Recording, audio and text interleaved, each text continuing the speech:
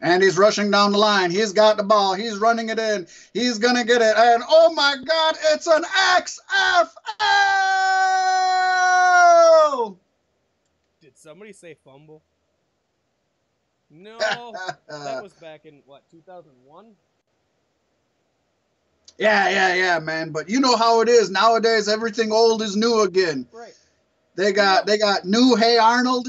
They got new Full House. They got new Jumanji. And they got a new XFL. You know, someone once told It's like we live in a fucking time warp.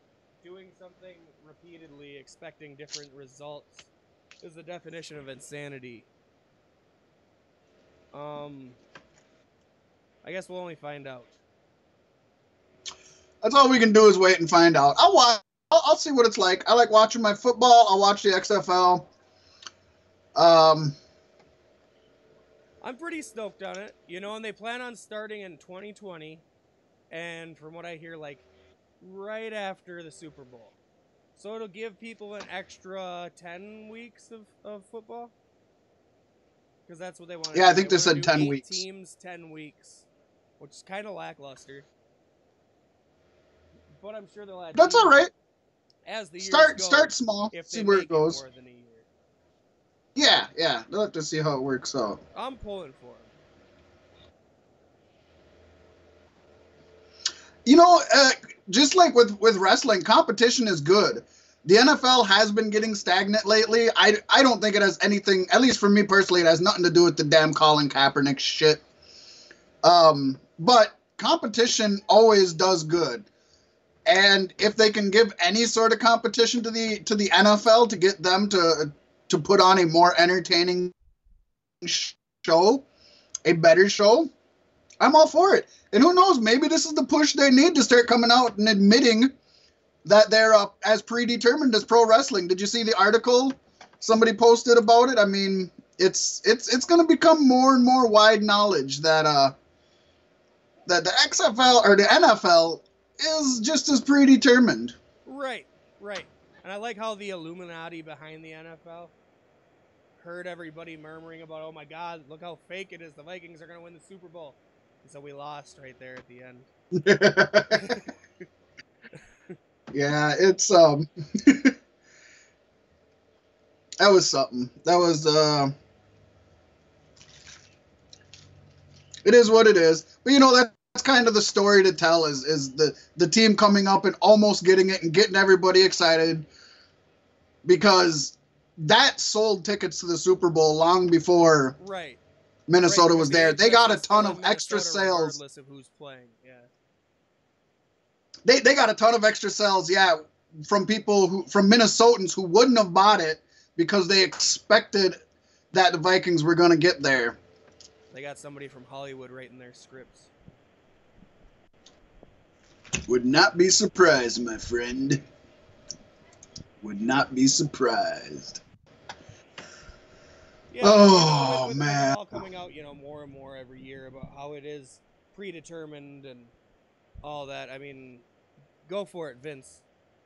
You rule entertainment. Yeah. And the last time the XFL was out, it made football fun for me to watch, which hasn't happened very often in my life. So I'm for it. I'm for seeing where it'll go. I know I watched the press conference. You did not. I did not, no. I did not watch the press conference yet. He in multiple questions, because people kept asking him about WWE and chances for crossovers or how is this going to affect the WWE, and he kept like basically just turning down the responses because it's not supposed to be the same entity, and maybe he should have a different face for it. Then, you know, he's so synonymously tied with WWE. Maybe he should have pulled a different face just to represent the XFL. Or even not call it the XFL and come out with a whole new name, like rebrand it. No. Rebrand it all together. I like Vince's standpoint. The name sounds cool. That's what he said.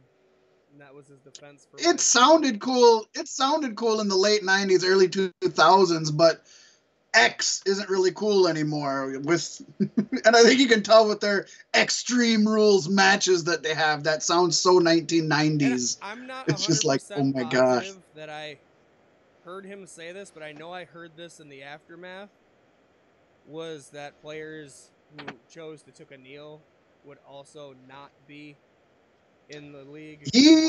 He put a tweet out about that. I didn't check to confirm it to see if it was actually him or if it was a photoshopped tweet, but I did see a tweet that had Vince McMahon's official Twitter on it that said that. Yes. See, and I hands down thought that maybe Vince would just take the even higher road and just not have the national anthem at the shows at all. It's not like he does. Yeah, they do it except for Mania. They do it at the pay-per-views and crap, so they'll do it. They do it at pay-per-views? Yeah, you know. I thought it was. I love that. I don't know. I wouldn't be surprised if they do it. I haven't been to a pay-per-view, so I don't know. But I'd be surprised if they don't do it before the dark matches. But they probably don't. I don't know. I just love how XFL. It's extreme. If you don't fucking kneel. Like, come on, man. How stricter of a rule can you get than you have to fucking kneel? How about you That's can't not have extreme. a DWI on your record if you want to play ball? You get a DW. Yeah, it'll be interesting to see. you know, Vince and Trump have a lot in common, and so it'll kind of be interesting to see all these things that Vince is saying are going to be rules. How many of them are actually rules come 2020? You know what I mean? Yeah, and he wants it to be a 2-hour show. He wants to possibly cut halftime. That was one thing he said a bunch of times. He said they're still, analyzing everything, trying to figure out what the best way to go is. But he wants to cut halftime altogether. He wants to have a safer and faster game. Which I'm for a faster game. Yeah. As long as, he wants a 2-hour they're going to have a short match once a week. But or a 2-hour football game once a week, but Raw's still 3 hours, Right. Yeah, if they're gonna have a shorter season, then skipping a halftime might be all right. The nice thing about a halftime is it gives the players a chance to recoup and get together and get going. It gives the coaches a chance to redesign and rethink what they've gone through and all of that. But I mean, hey, it's going to be interesting to see. Underdogs get a chance to break and get their minds straight. The team in the lead is obviously going to cool down somewhat on halftime, so it leads for more unpredictable games. That's the way I look at it as a not football fan. Was it released if he has a carrier? Like, did it release a broad, like a CBS, a ABC, NBC? They're still looking. They're shopping? I think it's probably because they're probably looking at Fox to pick it up. Fox already does all the football. I think. And with them potentially selling WWE down that road, I think that's what I was thinking. I think it'd be interesting to see. I think they want to do negotiations with Raw first and see what happens with Raw, because it's probably easier to deal with just one network than to deal with two different networks, and then you got conflict of interest and all of that, and yeah, I'm sure. It's going to be, I hope he goes with NBC again. I know they're not on good terms with the wrestling end of things, but NBC is the one who put it on in the first place, and they don't have football. Right. So, well, if give Fox, it to a hungry channel that wants it, not somebody who already has it. See, I don't know. Yeah, I don't know what Fox's contract is with the NFL, but I don't know how long it goes, but if they're still contracted to the NFL, it's very likely that they cannot run the XFL. I mean, it's very likely that can be in the contract, that they can't run any other competing football stuff. I don't know. I don't know what their contracts look like, but I would not be surprised if that wasn't in their contract. This is going to be something. I mean, we're not going to be talking about this every week, but I'm sure this is going to be talked about in the next 2 years. Beef Sticks Podcast. Yeah, the Beef Sticks Podcast is going to be talking about this, giving updates throughout the next 2 years. I guarantee it. Updates because at the press conference we really didn't learn a lot. Like, they're still just in the beginning phase. It's like, why are you even holding a press conference now? Give us some more solid details with these things. Right? You almost would have thought they sent the Undertaker out there to do the press conference. As little information as he gave. Oh, God. Oh, and we'll get to that later in the show, too. Jesus, we got a lot to talk about with you guys tonight.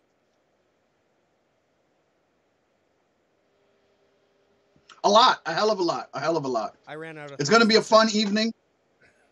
Stick with us. It's going to be a blast. We kind of started, we jumped into a topic, but that's not bad. Let's keep going with this topic that we got.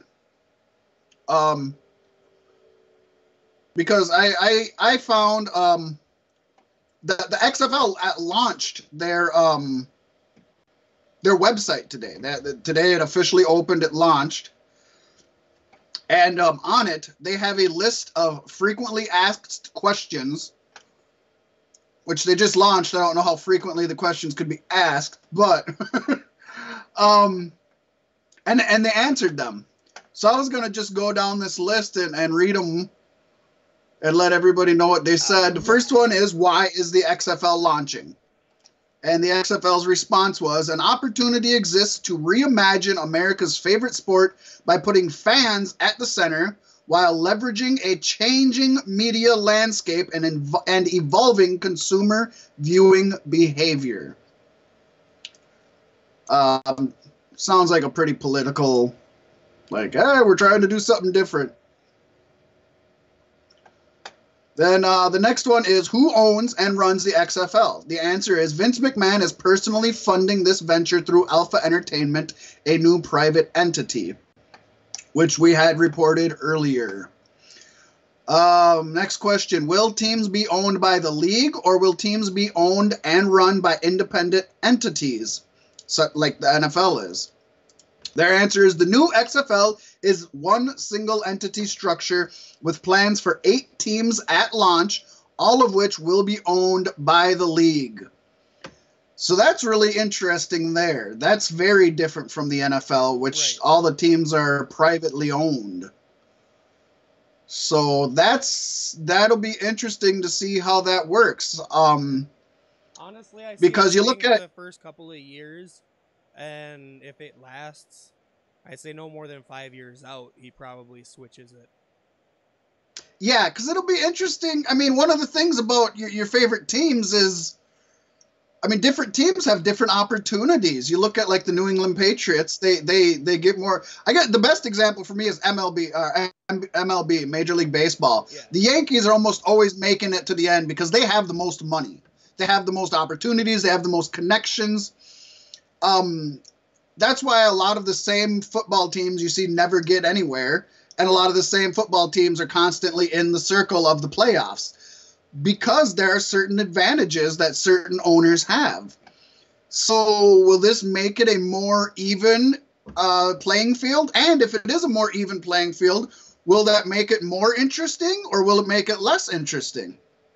That's something to watch there. Right.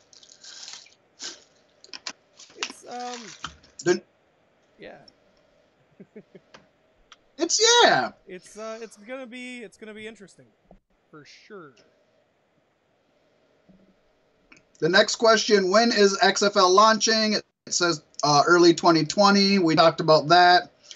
Where will teams be located? The selection of cities will take place over the coming months, and a mix of major and mid-major markets in all regions of the U.S. are possibilities. So they haven't picked them, but it sounds like it is going to be spread out, which is good. That way you can root for your home team. Have nicknames been determined? The answer, team identities and logos will be revealed after cities are selected. It would be stupid to make them before the city was selected. Yeah, you want them to have somewhat of a kinship with that town, something in relation to it. So, yeah, I would think you would want. When will games be played? Games are being planned for Sundays. That's smart. People have Sundays set aside for football. Don't buck that system. How many games will be played? what's the postseason structure? Plans include each team playing a 10-game regular season with a postseason consisting of 2 semifinal games followed by the championship game. Seems pretty straightforward, simple enough. How big will the rosters be? Active rosters will have approximately 40 players, so a good-sized roster. What will players' salary structure look like? The players' salary structure is still in development, but players will be paid to play and paid more to win. Is he saying it's predetermined? And it says, will there be testing for illicit drugs and PEDs? The answer, the XFL's comprehensive player health and wellness policy will include drug testing. No shit. Why was that even a question? It's Vince McMahon here. Because the WWE is involved, and wherever the WWE is, the word steroids follows. That's why. That's why. So that's pretty huge news. I was not expecting to hear that news this soon. Right. Even when they said Vince had a huge announcement, I was like, you know, there were talks it could be the XFL. More people were thinking it was just him talking about Alpha Entertainment or something else or whatnot, and it ended up him saying he's redoing the XFL. So, did not expect that. Caught me off guard for sure. I had to sit through about 35 minutes, I want to say, of the screen saying Vince McMahon will be broadcasting this at this time. And I didn't watch it live. Why don't you cut that shit out of the video? Right? Edit, folks. Edit. That's hilarious.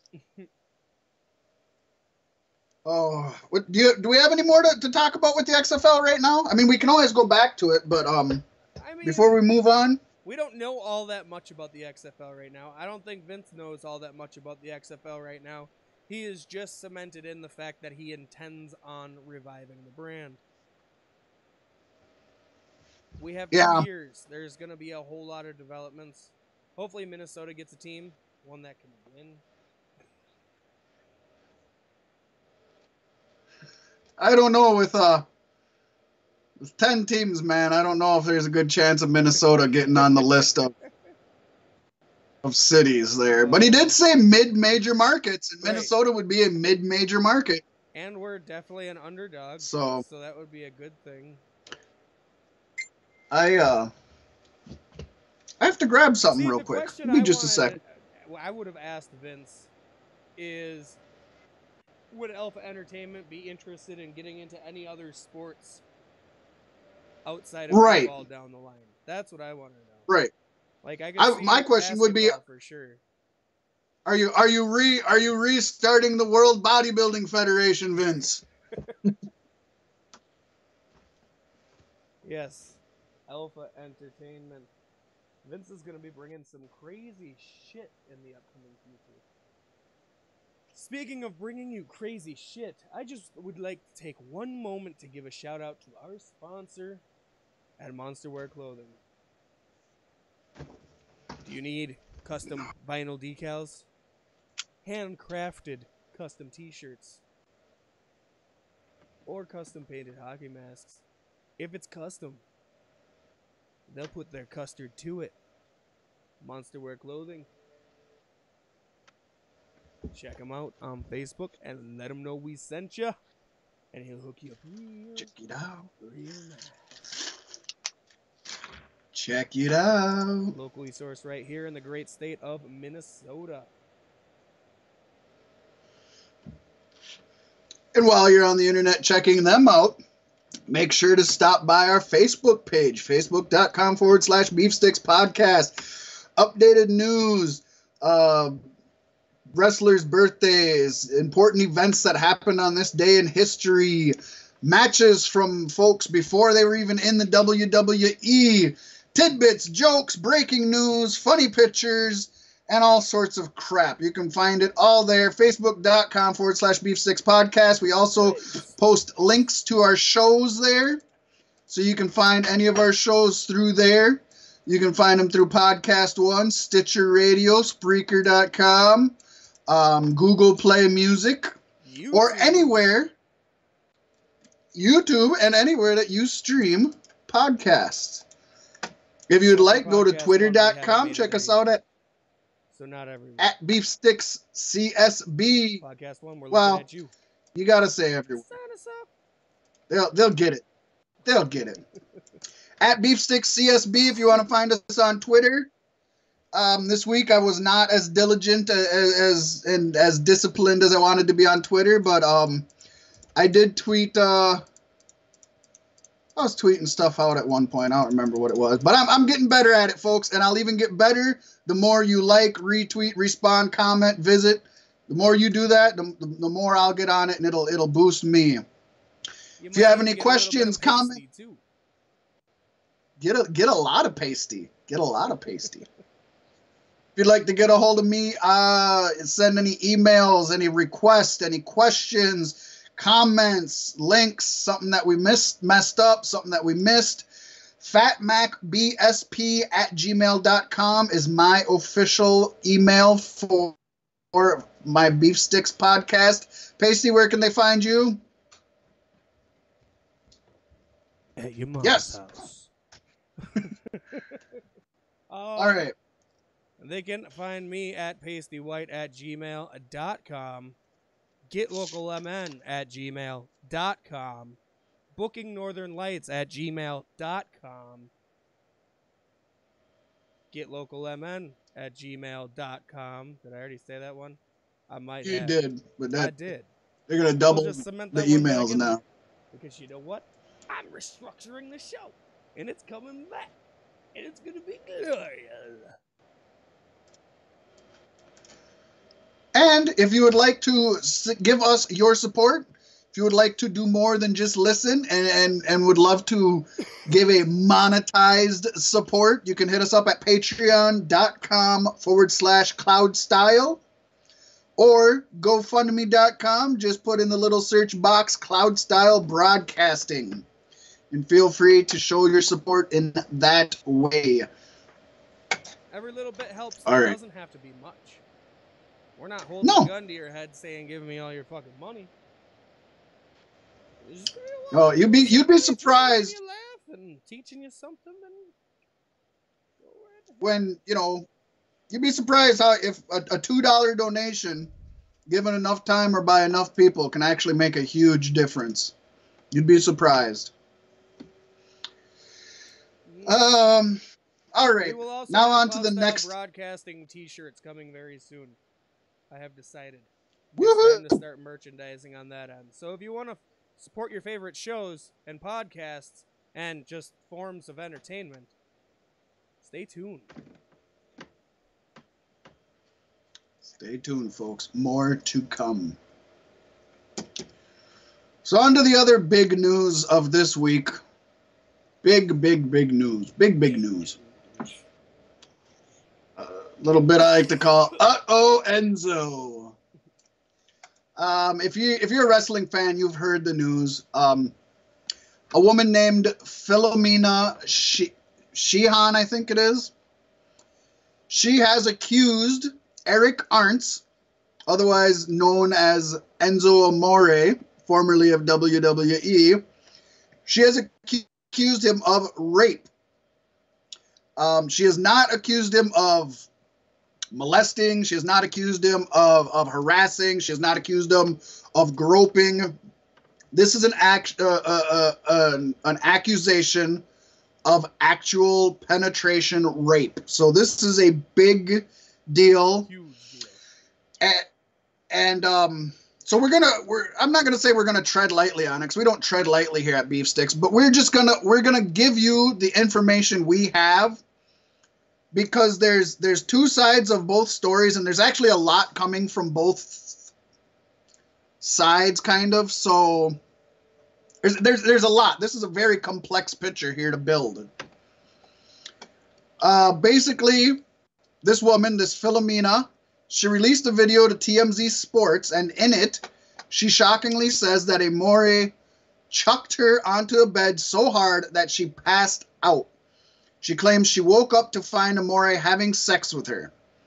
In the video clip, which you can find on YouTube, Sheehan said, and this is quote, "I was still sitting on the couch when he proceeded to pick me up, flip me over, and rip my tights off. He completely started sexually assaulting me." She claims that she did not consent to sex with Amore at any time during their meeting, as she, quote, "wanted to know him first." She continues on the video, "He was like a girl, or he was like, girl, are you kidding me? He was like a girl, just a tiny penis, almost a large clitoris. And you can't teach that." Bada boom, smallest thing in the room. She continued. "He was like, girl, are you kidding me? You should be begging for this dick. I have like 1 million followers on Instagram." Since when did your fucking followers on Instagram dictate whether you were good in bed? Pictures. They need the pictures. He must deliver on the pictures. She then described in graphic detail how the New Jersey-born wrestler picked her up, flipped her over, and ripped her tights open. Again, she vehemently claims that she told Amore to stop. She added, "I said no countless times. Countless times I just kept saying no." She alleges that Amore then grabbed her, bent her over, and started having sex with her. As she was crying and telling Amore to please stop, she says he took her into the bedroom where he chucked her on the bed so hard she literally passed out. She claims she woke sometime later to find Amore was still having sex with her.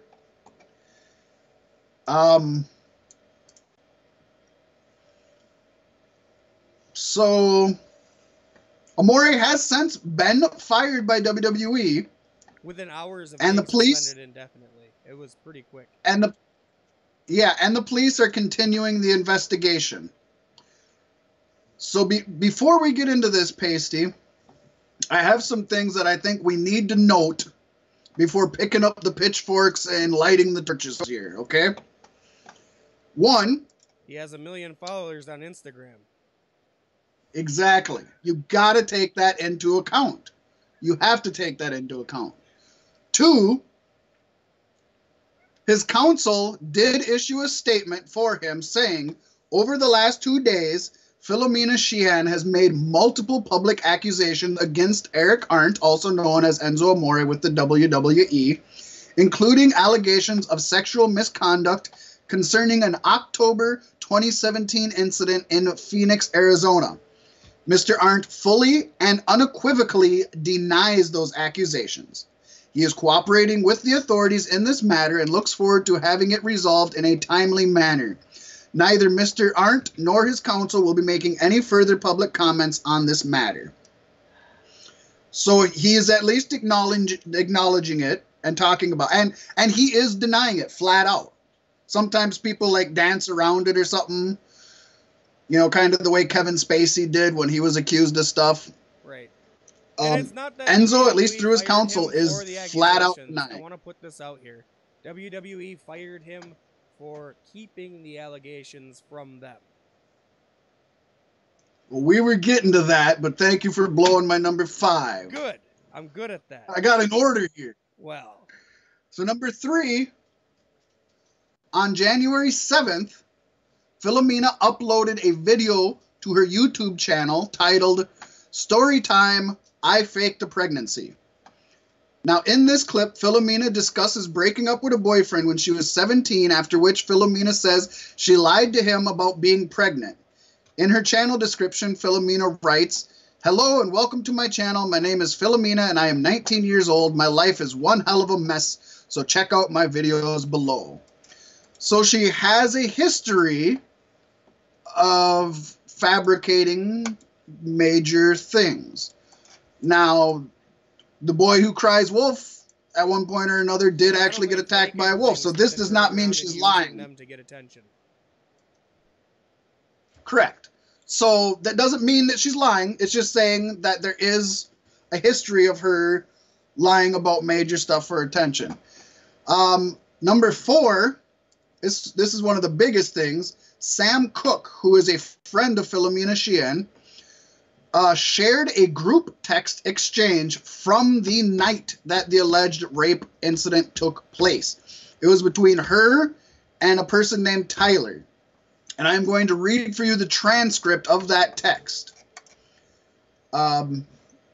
Sheehan, I'm going to fucking rehab today or to get a ketamine infusion. Rachel. Recipient, what? Why? Sheehan, I met 2 poor and did coke with her, Tyler, and fucked their friend. 2 poor is like a modeling agency, just to let people know. That's what she means, I met 2 poor. Or a member of a modeling agency, something like that. I haven't gotten the whole story. They're also involved in this and also in the suit. Recipient, pick sort didn't happen. And then Sheehan, she auto-corrected herself from fuck to fucked. Recipient, don't lie, you dumbass bitch. You would be posting it on your story. Sheehan, my roommates would see, bitch. No, I wouldn't. Recipient, where's the selfie with her? Sheehan, didn't get one. Recipient, OMG. Sheehan, believe it or not, bitch, it happened and I'm laying in bed next to a famous wrestler. Recipient, pick. Sheehan, it's dark in here. In a now deleted tweet, Sheehan responded to the video and confirmed that those texts are authentic, but said they were taken completely out of context. That was when she was fucking. So there is... That was a yeah, it's oh my god. It's it almost sounds like she's bragging. Yeah.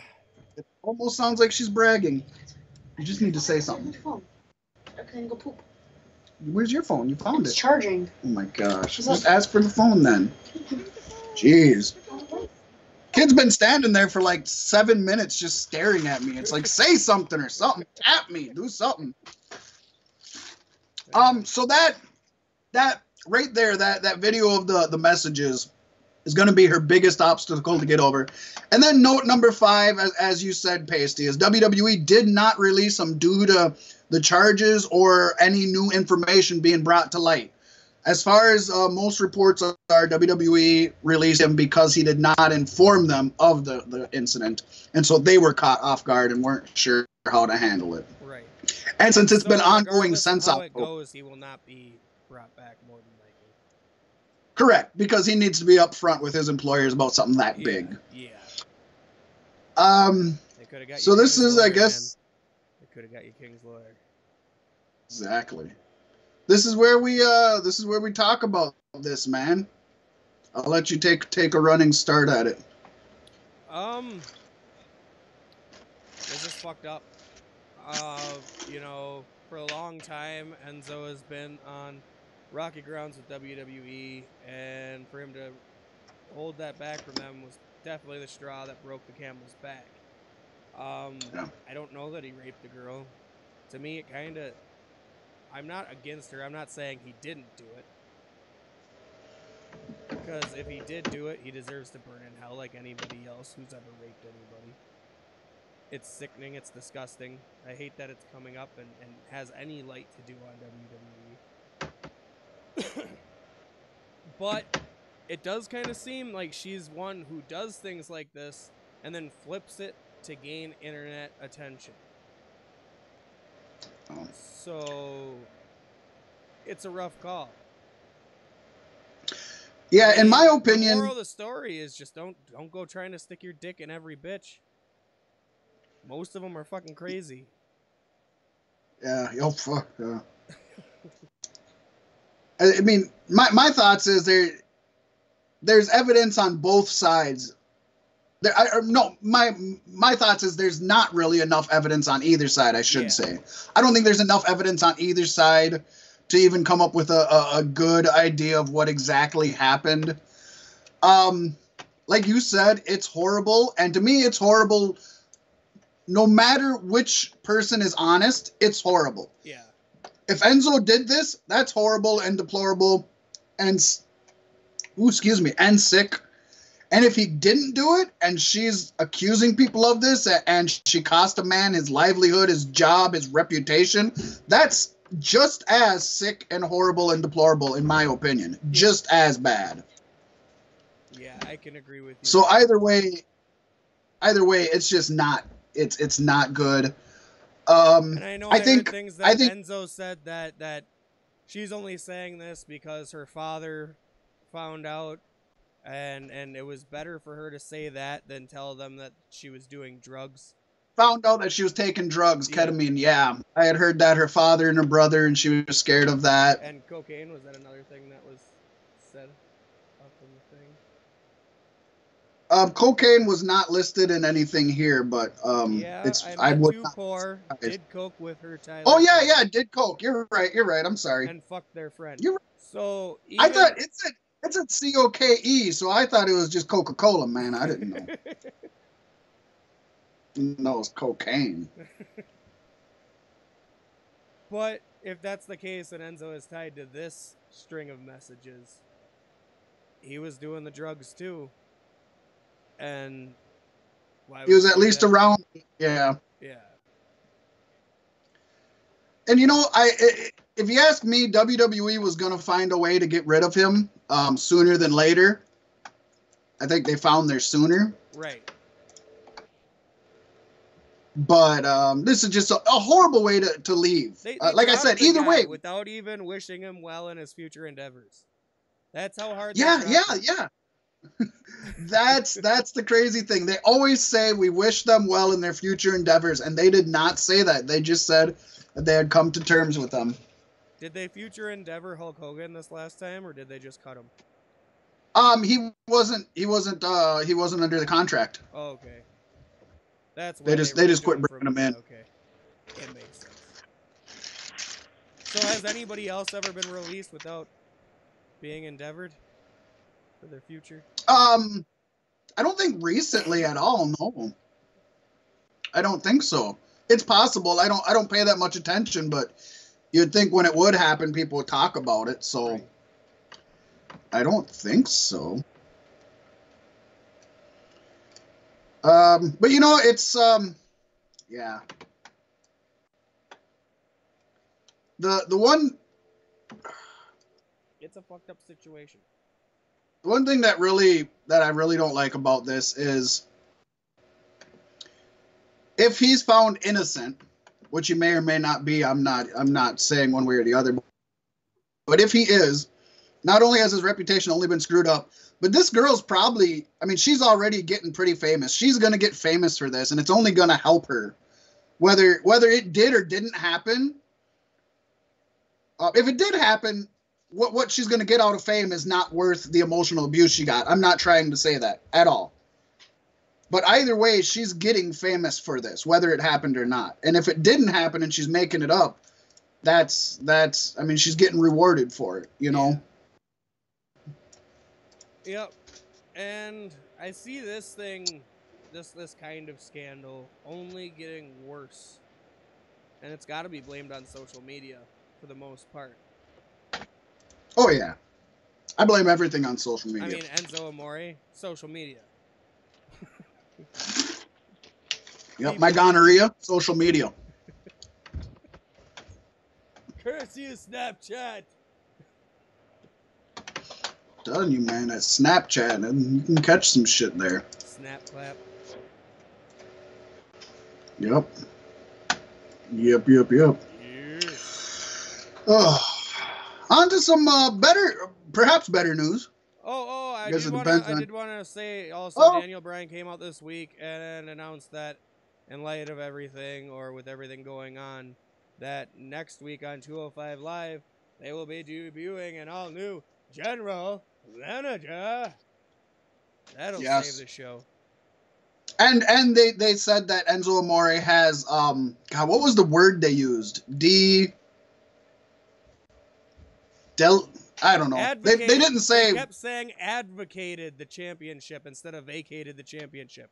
And it was more Daniel Bryan said it, And then another guy at backstage. Well, I'm just saying this happened. Okay, I believe it. They said that they advocated the championship. The first time Daniel did it, and I'm like, and then it happened again. And I'm like, why do you guys keep doing this? He does not advocate the championship. He might advocate it, but you don't want him advocating it. Not at this moment. Yeah, there was I don't remember what the word is that they released. It was like You can have your championship. I'll put my dick in it. Yeah, they did something. But anyway, so they announced that he is no longer champion. 205 Live, why do they need a general manager? They got Kurt Angle already. I mean, that's just... I mean, maybe it'll help legitimize him. Maybe. Maybe. I don't know. Okay. So, some more legal news here. Rich Swann's attorney, Ian Pickens. He's easy pickings, Ian Pickens, they call him. He just picks up any slam ball off the street. Ian Pickens released the following comments to Pro Wrestling Sheet regarding Swann's quest to have his suspension lifted by WWE, filing all domestic charges being dropped against him. The comments are, we are very pleased with the resolution of these charges. We would like to thank the state attorney's office for conducting a thorough investigation, as well as Mr. Swann's family, friends, and fans that supported him through this. During our representation of Mr. Swann, we have come to know him as a kind and humble young man who we believe has a bright future ahead of him. We are hopeful that with the dismissal of these charges, Mr. Swann will be able to return to the WWE, and our firm will do everything we can to assist him in returning to the ring. Thank you.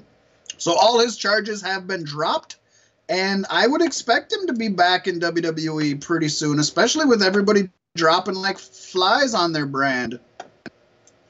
Right. Yeah, they're running out of names now. They're running out of people who can actually hold a character. Yeah. And this, and if he does get to come back fairly soon, it's going to be a good advocate for informing your bosses of these issues immediately, because obviously Swann let WWE know about what happened. They did suspend him, but he may be coming back. Good. We need him back. I hope he does. Definitely. But still, my question is, who is going to be the 205 Live general manager? It would have been smart to have Daniel Bryan be him, but he's SmackDown. The Brooklyn Brawler? You think, in my opinion, you want a cruiserweight. That's my opinion. Yeah. Is you want a light heavyweight, a cruiserweight, something like that. They do have some of them. They got Jimmy Yang, I think, still works for them, doesn't he? I don't want Jimmy Yang to be this general manager. He'd be fun. He would be so fun. Would he be a cowboy? Still? I would hope so. I know Shane Helms posted on Twitter that he was up for the job. He'd be good. He's got character. He's got charisma. Yeah, that would be pretty good. Yeah, I don't know who's good for them. I'm trying to think of who they have available or employed right now. He's not employed. Who was a classic cruiserweight. He has the Impact Championship. And I'm kind of drawing a blank. I'm telling you, Austin Aries would be amazing. It won't happen, but it would be grand. Right. I mean, that's the role that he's built for. Coming out talking, he could get physical with people. What about he can hold his own. He can definitely. I mean, he's a character. What about who? I'm kidding. I didn't hear you.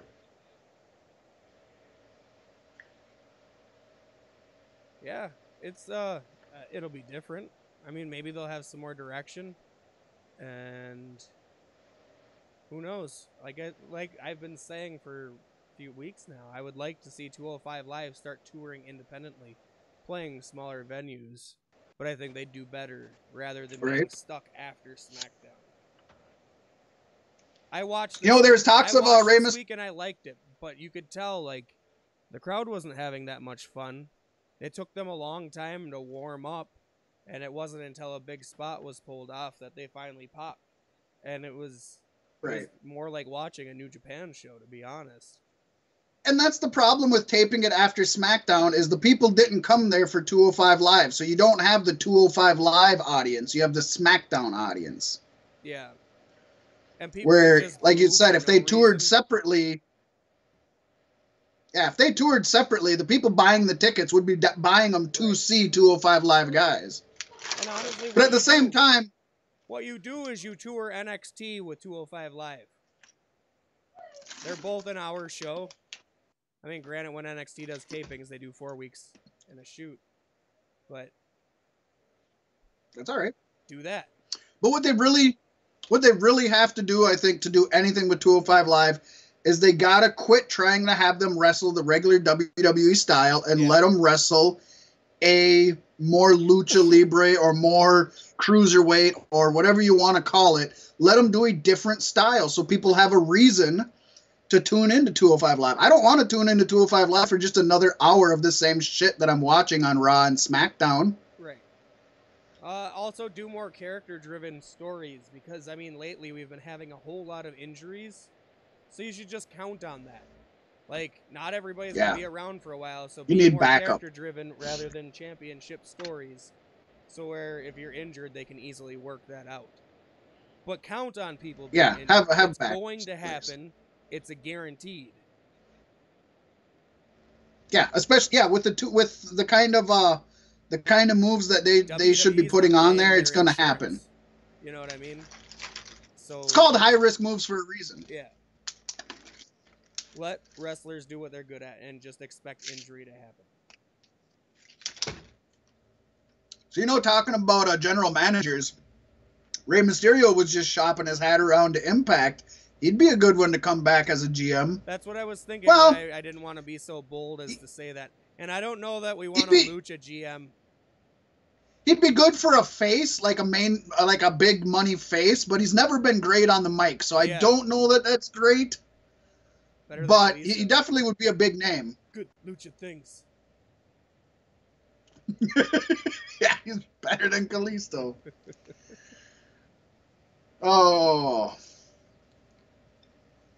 And now, news of the weird. I think it's going to be Daniel Bryan. I mean, to me, like I said, Daniel Bryan makes the most sense, but he's attached to SmackDown. But it airs right after SmackDown. Yeah, it does. So why not? Yeah, but then you get into the thing, but it's on Raw, so you can't have the SmackDown GM being a GM of matches that are on Raw. That to Daniel coming back to the ring by WrestleMania, I think Shane's going to end up firing him from SmackDown, and then he'd just be the general manager of 205 Live. That would work. That would work. Logical. And I mean, yeah. But he's not going to get fired by next week when they're gonna announce who the GM is. No, he would be pulling double duty for a while. Maybe they could even work that into the story, like Daniel's just burnt out trying to run 205 Live, making 205 Live a great show, but he's like not. He's making bad calls on SmackDown still, and this goes on for a while until Shane finally snaps and fires him.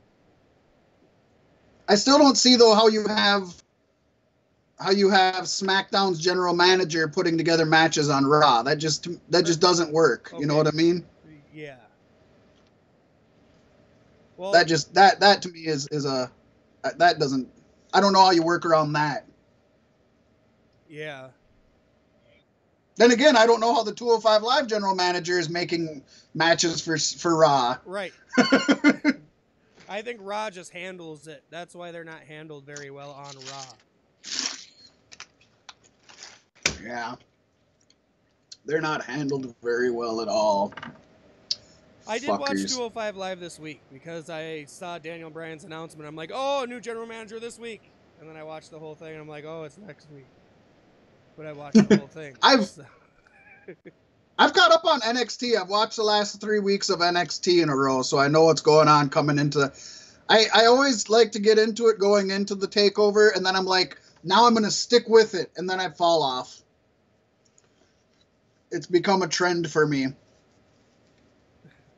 I watch it, you know, the weeks, 3 weeks, 4 weeks coming up to a takeover. Then I watch it 2 weeks after the takeover, and then I fall off again.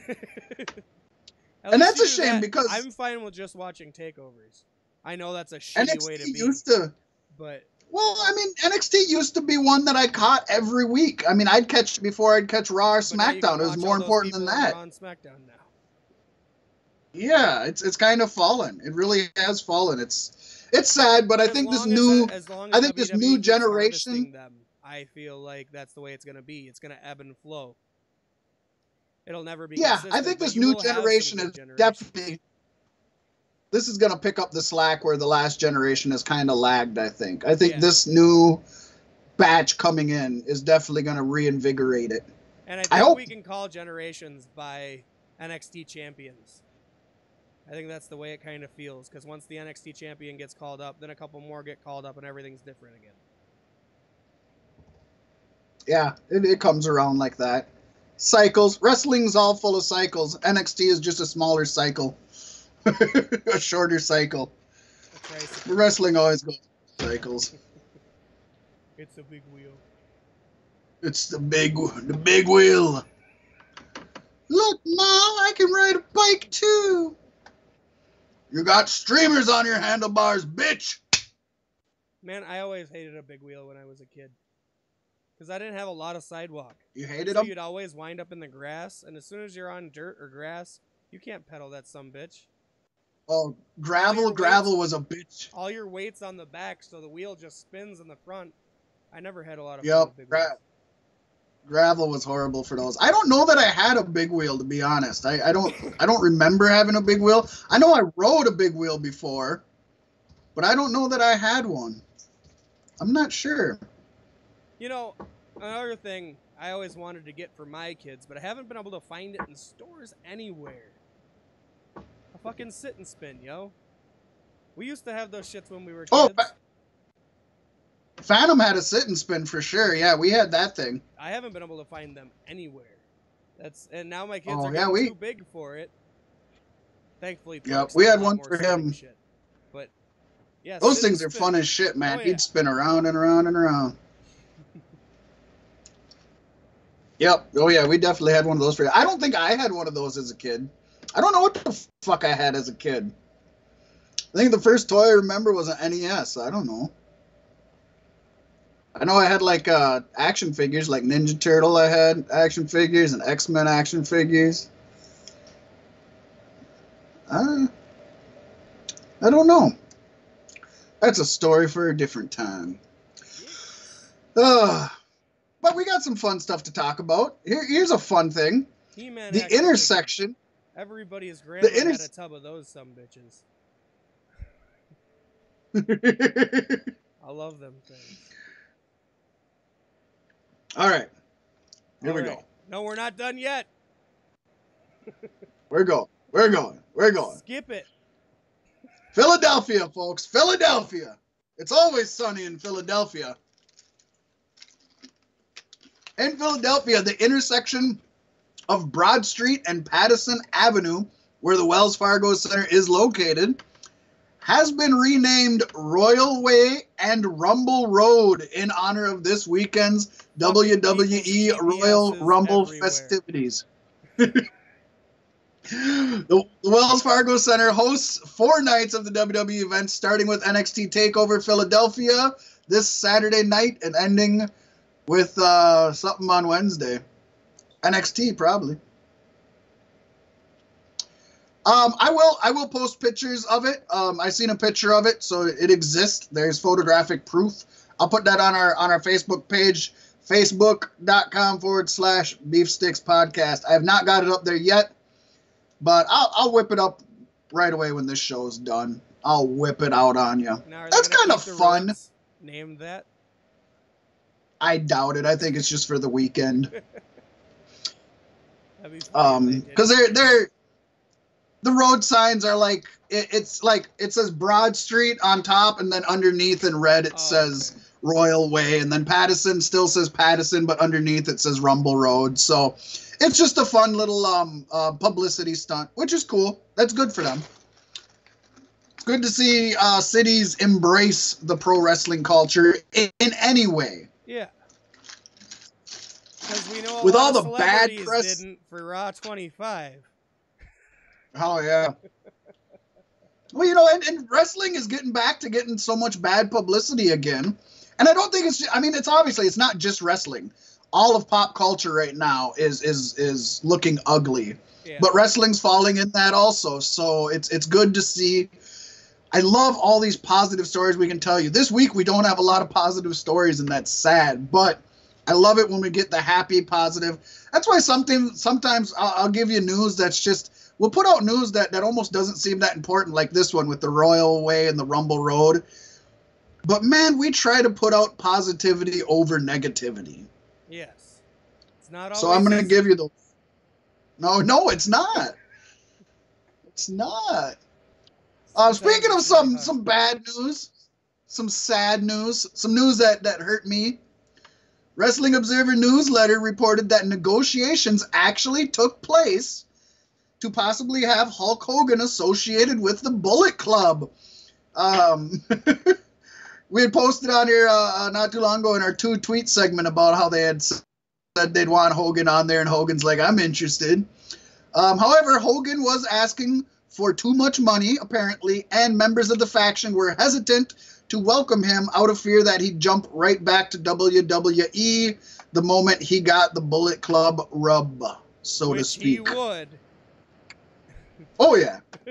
He'd as soon as that checkbook opened up, you damn right he'd jump it. Not in a bad way. I mean, that's good. He's a good businessman. That's how he thinks. It would be cool. But it would be cool. I think Nash would be the one you'd want, though, because then you can legitimize the Too Sweet for yourself.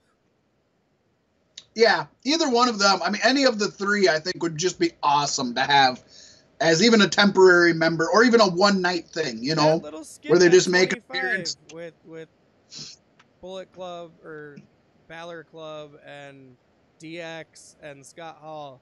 Scott Hall wasn't enough for me to hand over the Too Sweet. Right. And DX had no reason to. Right, but it was cool to. Granted, members of DX, most of them were NWO over time, but that was when it didn't matter. Well, yeah, and I mean, they were Too Sweeting back when they were all in WWF as Razor and Diesel and Shawn and Kid. Yeah. And Hunter. So I mean, they were all doing it as the Clique. So, but yeah, I thought that was cool. But I think, yeah, seeing Hogan there would just be awesome. Have him just drop one leg drop. I don't know if he can do a leg drop now or not.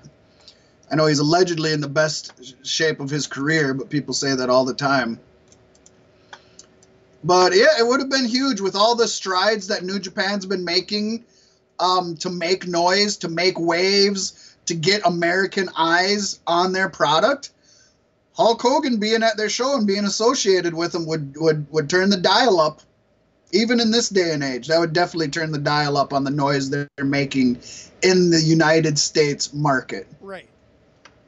Talk about filling your 10 million seat arena. Yeah, no shit. That would be a good force to do so. Expect a lot of white folk. The irresistible force, baby. The irresistible force. All right, I got a few signings to talk. You know what? Luckily, there's not really much in the injury report this week, so that's a positive. And we do have some signings to talk about. And one injury's really only half an injury. Yeah, and one signing's really only half a signing, also. So but they're under the news. I mean, they fall in this category. First signing here, WWE has signed Muhammad Fahim, a 28-year-old boxing champion from Cairo, Egypt, to a developmental contract. The prize fighter reported this week to the Performance Center in Orlando, Florida, and is expected to begin his in-ring training soon. He is 6'1" and 220 pounds. Fahim has boxed competitively since 2007, winning championships at the university level as well as gold medals in national events. He is also an accomplished kickboxer, having placed first in a national competition in 2014, and he has a 1-0 undefeated record in MMA.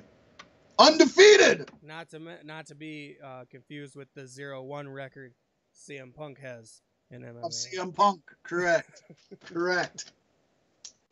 So this is cool. This is more of them reaching out to different areas of the world, and I love that. I love it. I just love it. I love it. And hopefully with his background, to fight, we need fighters pretending to fight, trying to act. We need fighters horribly acting. Yes. We need fighters who are willing to learn to act. There you go. I want them to act well. They need to get there. So that's good. That's good with his athletic background. Hopefully he can make some noise. We'll see. The next report here. Reporters recently caught up with Ronda Rousey at an airport as she was in commute to film a movie. When asked, Rousey denied rumors that she will be in the Royal Rumble on Sunday, which there has been rumors flying that she's going to be in it and win it.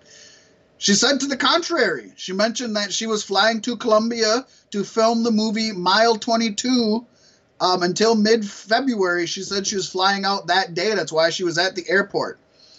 That doesn't mean she won't be there. Right. She can fly out to Colombia and fly back, but I don't know. Usually, if you're filming a movie, you can't wrestle. I'm not banking on her being there. It would not be the biggest surprise of the night. The biggest surprise would be Hogan showing up for me, or even Daniel would be a bigger surprise to me than Ronda. But I don't expect her there. Right now, I don't have her in my sights as being somebody who's going to win the Royal Rumble. No. She'll probably show up by Mania time. Hopefully. She'll be back before then. Filming's done in mid-February.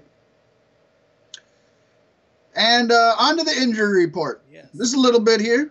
Just a little bit. Samir Singh, one of the Singh brothers, one of the Bollywood boys, he posted an Instagram, easy for me to say. He posted a Instagram pic of him in a hospital bed with the caption, "Last week I tore my ACL, and it goes without saying, this past week has been very emotional." Now, by comparison, Big Cass suffered a torn ACL back in August, and at the time, WWE's Dr. Chris Robinson gave him about a 9-month recovery time. So we could see Samir out for roughly 9 months. I don't know that this affects anything. No. I hate to say it. I don't want to see him lose his job, but as far as the television aspect of it or my enjoyment, he wasn't going anywhere, and Jinder Mahal can get along just fine with one lackey instead of two. Yeah, and who knows how long they were going to be with him now that he's not in the title picture. Besides, maybe they'll just CGI the other brother and duplicate it. Right? That'd be entertaining.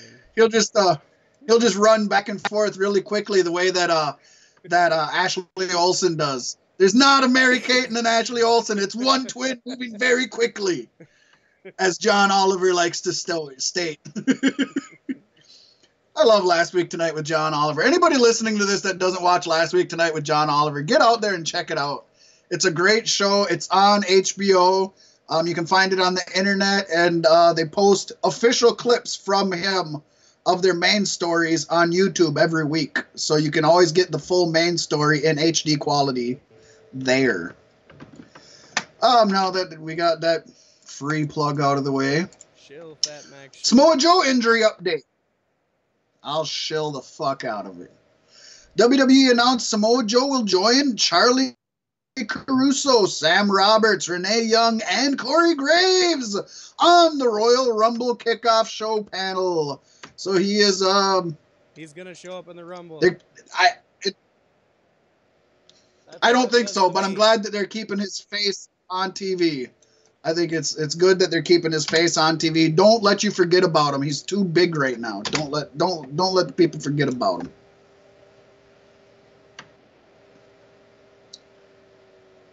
could be in the Rumble. I could see it. You know what? You know, personal things come up where wrestlers have to leave, and the only good way for WWE to do it is to write off an injury story. And so, I don't know. You never know. You never know.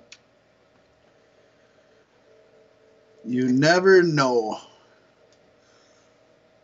Oh.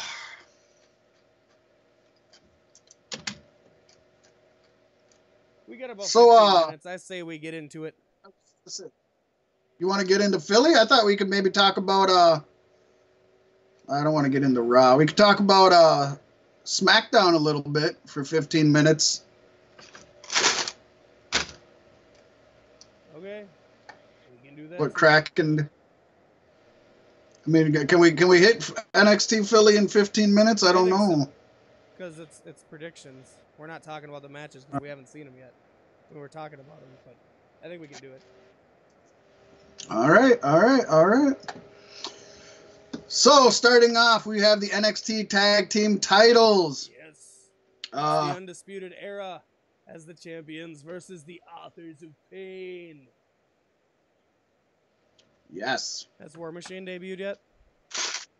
War Machine has not debuted. They will here. Right after Authors of Pain take the titles from the Undisputed Era. Yep. AOP says Pasty. I'm saying that the Undisputed Era keeps it. I think Fish and O'Reilly hold on to the belts. I think Authors of Pain are going to be moving up to the main roster pretty soon, and I don't think they need the belts to do that. I think they can go up there just fine without them.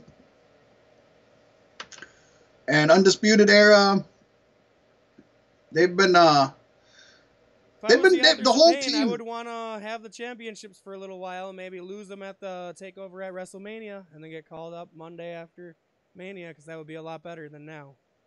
Plus, from here through Mania, they could have a feud with War Machine. How beautiful would that be? It would be perfect. It's happening. That's my call.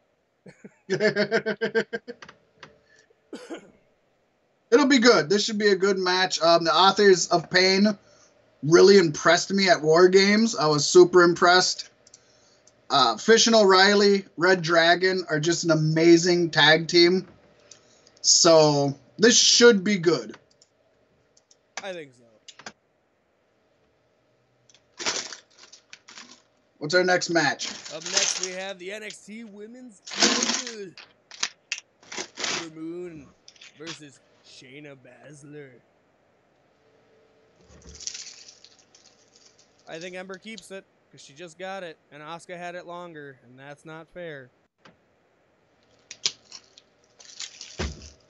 Yeah, it took Ember Moon so long to get it, and she deserved that. It. I think it'd be a crime for her to not keep it. Right. Shayna Baszler she's gonna be a superstar in WWE. There's just no reason to rush things.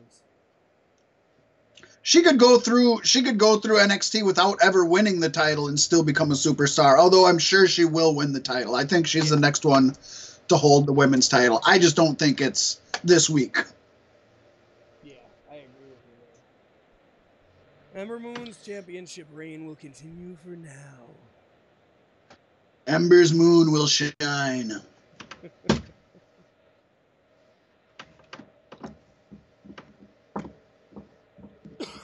Up next, we got an Extreme Rules match. Aleister Black versus Adam Cole, baby!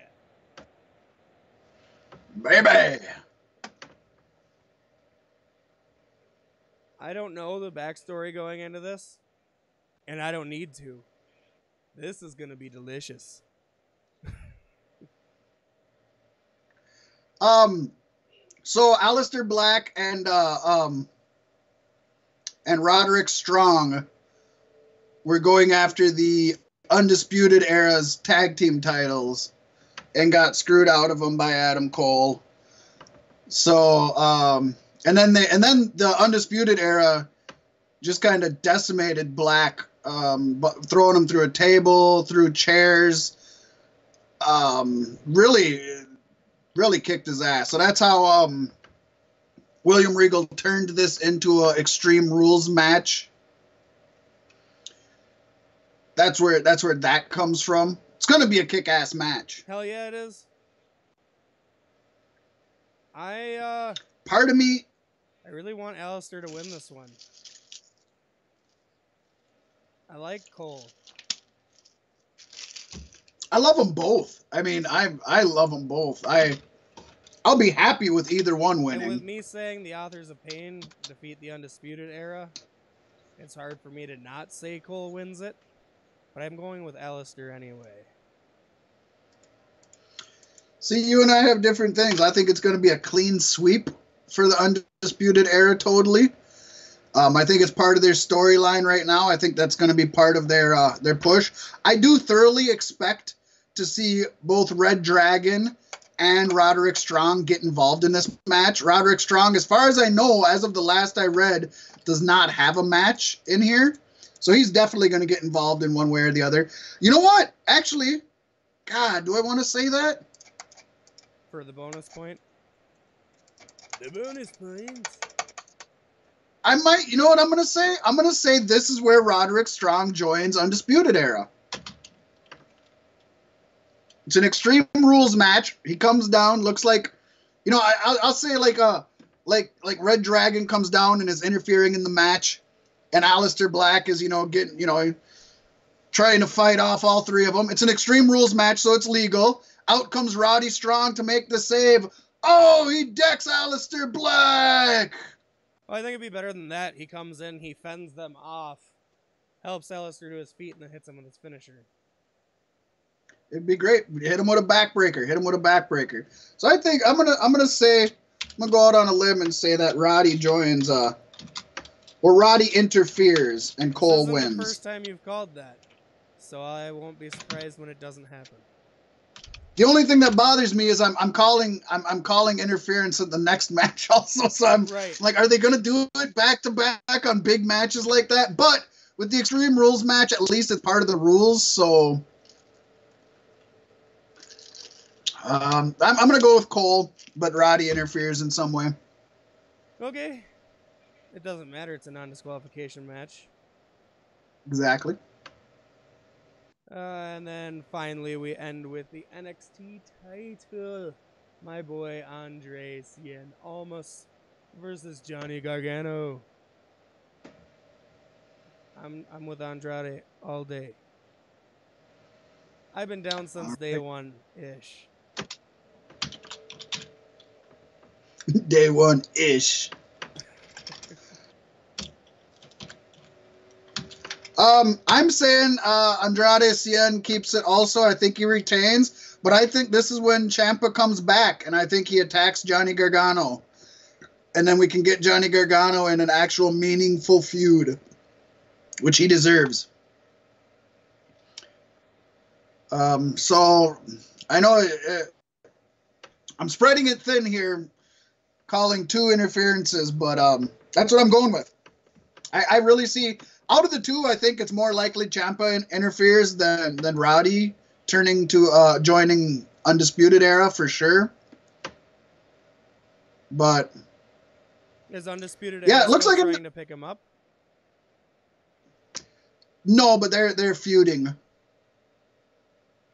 So that's perfect. It's even better when they're not trying to pick him up, and they've decided to feud. I mean, it's the classic NWOing. I mean, it's been around long before NWO, right. But, join. Oh, no, I'm not going to join. Feud for a month or two, and then it's backstab the babyface and join the heel faction. I don't think it'll happen. Another stacked card, though, for sure. Yeah. If I had to pick what's going to be the standout, I'm going to go with Black and Cole in the Extreme Rules match. Yeah. But any of these could. The opening match is going to be fire too. It's going to be good. It should be. It definitely should be.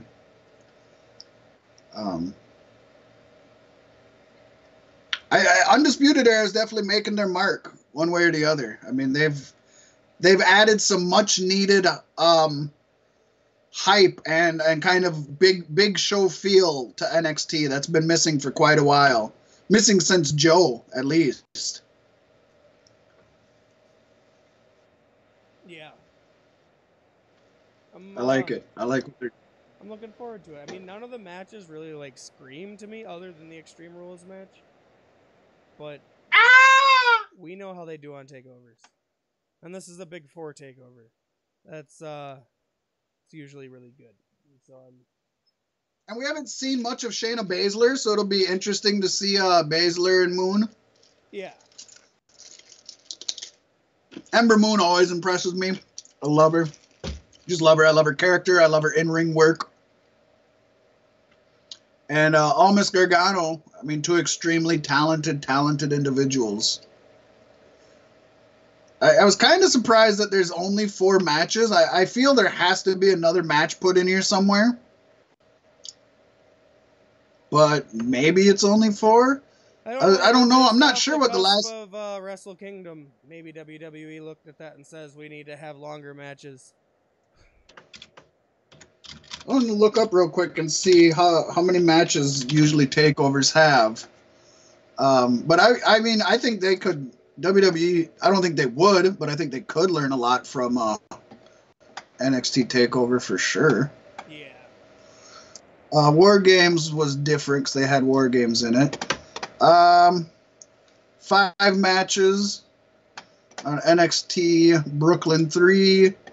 NXT Chicago had 5 matches. I was thinking 5 is about the average. So I wouldn't be surprised if they throw another one in there. If they don't throw another one in there and they give us a few really good long matches, I will be... Oh, wait a second. Nope, that's right. I completely forgot about that the last episode I watched. There's a 5th one. Cassius Ohno versus Velveteen Dream. Oh, Velveteen yeah. Dream failed to win the title or failed to win the title match from Johnny Gargano. They had a match to determine who would face Cien Almas. Johnny Gargano put his #1 contendership on the line. Lost that. Him and Cassius Ohno. So that could be another a good match. I'm going to type that in there real quick, Pasty, if you want to give your thoughts on that. I'm excited to see Velveteen Dream once more, and I think Cassius Ohno is another good person to pit him against. Once again, polar opposites. I love to see Cassius Ohno get beat up. I love to beat him up on WWE 2K18. And you too yourself can do it on consoles and PCs everywhere.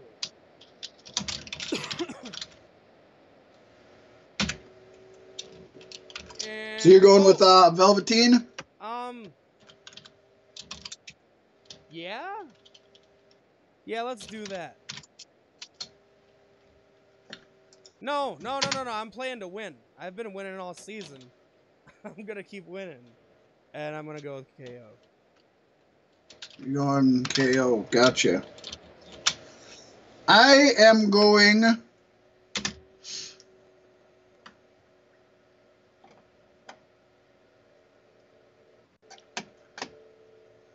I'm gonna go Velveteen Dream. I think he needs to avenge his loss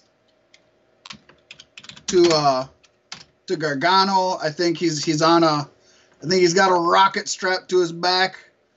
And I also think that I want to beat you. So the more answers we have different, the better chance of us not having a tie.